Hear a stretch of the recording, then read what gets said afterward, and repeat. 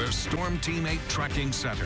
This is a winter weather alert. Snow continues across West Michigan tonight. It's a slick night out there as expected. Here's the view over the Midwest tonight. Storm Track Live has a lot of blue. Still a ways to go with this system. We're tracking about another 10 to 11 hours worth of snow in most areas. By the time we get to sunrise, we'll start to see it taper off. But until then, you can see the snow itself. Each individual band is moving northeast, but the system as a whole is tracking east. So all of this still has to pass by. And of course, as a result, we're expecting the snow to keep stacking up. Waves of heavy snow are rolling through. Just had one pass through Grand Rapids. Another's on the way. It's snowing pretty hard in Kalamazoo. You see another band developing over northwest Indiana and Lake Michigan. Bottom line, while it will vary in intensity, more often than not, we're expecting steady snow. We've gotten a few snowfall reports. Many of these are estimates from you at home, and you can send those to us at woodtv.com/report it. About 7 inches in Three Rivers, just under 7 in Grand Haven, Allegan, Holland, Allendale, near Lake Allegan, northwest of town, Byron Center, all between 4 and 6.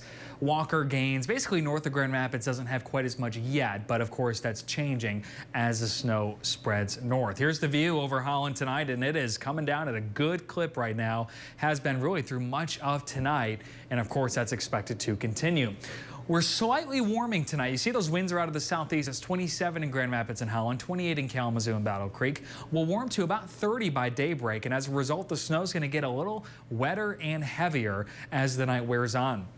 Futurecast keeps that steady snow moving up. It looks like we could get a heavy band develop somewhere between 96 and 94 just before sunrise.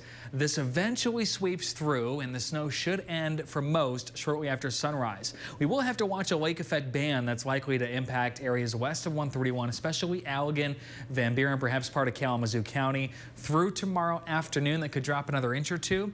Good news is during that time, temps will be at or above freezing, so it should have a hard time sticking to the roads, at least the ones that have been treated. Snow should wind down for many of us into Sunday evening. Still on track. This includes what's fallen about 6 to 10 inches. Wouldn't be surprised for a few spots to receive a foot. Best chance of that's probably down near and south of 94.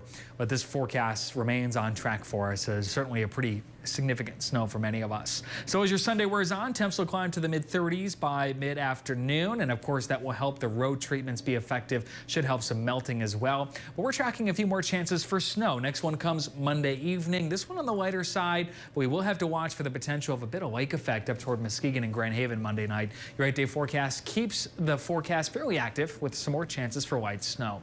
Of course, you've been tracking the road conditions tonight. Sarah, thankfully it seems like not many folks are on the roads. Yeah, luckily we don't have a lot of accidents to talk about. Here's a look at the S-curve in Grand Rapids.